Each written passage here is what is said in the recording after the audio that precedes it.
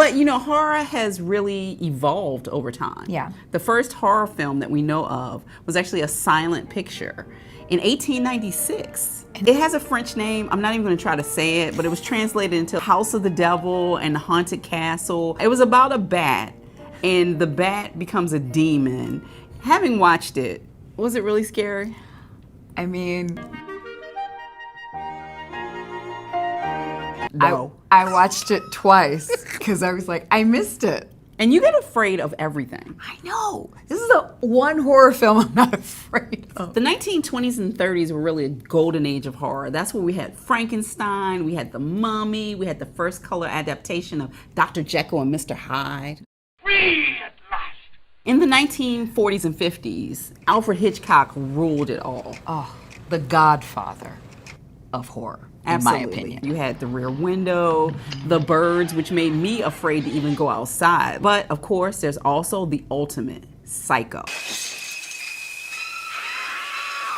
Psycho is my first attempt at a shocker. The shower scene.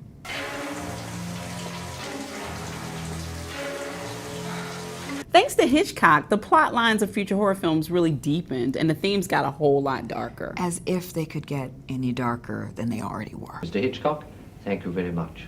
Delighted. In the 1970s and 80s, a lot of the horror films involved the occult. So it was all about the paranormal, it was about the devil, Ouija boards, being possessed. I want to know where that child came from. Ghosts came into everybody's house. I mean, like Amityville Horror, like, Yeah. Why did you people even buy houses in the 70s and 80s? Because I just felt like every house that was up on the market had some demon living in the house. What do you think? I love it. And The Exorcist, I couldn't sleep for, I'm gonna say months because, yeah. Still can't eat pea soup. Hallowed be thy name. And Carrie. The blood. Prom night. The blood. Sissy Spacek nailed that character, can I tell you? He scared the life out of me. I mean, the whole paranormal thing. That's why Carrie was such a huge film for Stephen King. Oh my gosh. The Shining. I mean, red rum. Red rum. Don't get Red any rum. closer.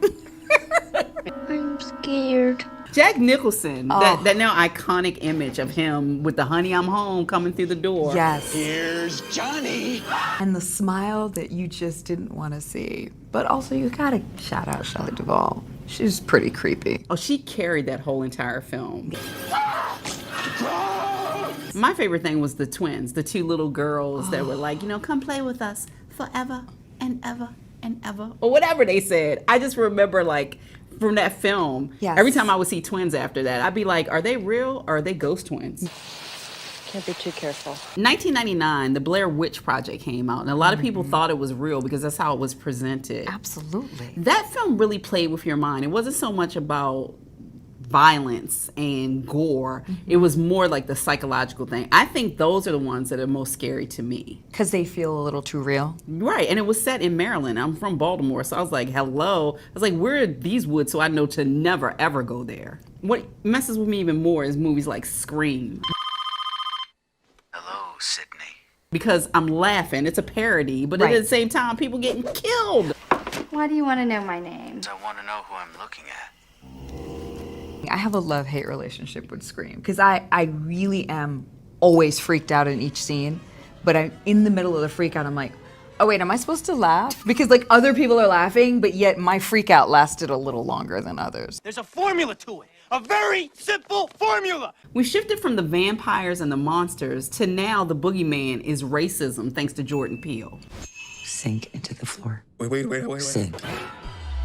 Well, real life is sometimes scarier than fiction. Absolutely, especially in the 21st century. In Get Out, Jordan Peele was such a genius because if you watch that movie, racism is the horror. There's too many white people, I get nervous. I didn't want to keep watching it, but then after I watched it, I had to watch it again. Yep. Because there were so many subplots that you missed. I think it's very layered, and it of course has now given us the phrase of a black person being in the sunken place. I find that the African American experience for me has been, for the most part, very good. Jordan Peele, of course, also was involved in the remake of Candyman. If we say his name 5 times while looking in the mirror, we could summon him. Summon the Candyman. Hell no. Do we like the escapism aspect? I mean, if it feels too real, is it still horror? I think it is, and I think that's why Jordan Peele is such a master at what he does, because you have to really sit with it a minute to be like, wait a minute, he's not just making a statement as a horror film, he's also talking about gentrification in Candyman. That's kind of deep. Candyman is how we deal with the fact that these things happened. That they're still happening. A story like that, a pain like that, lasts forever.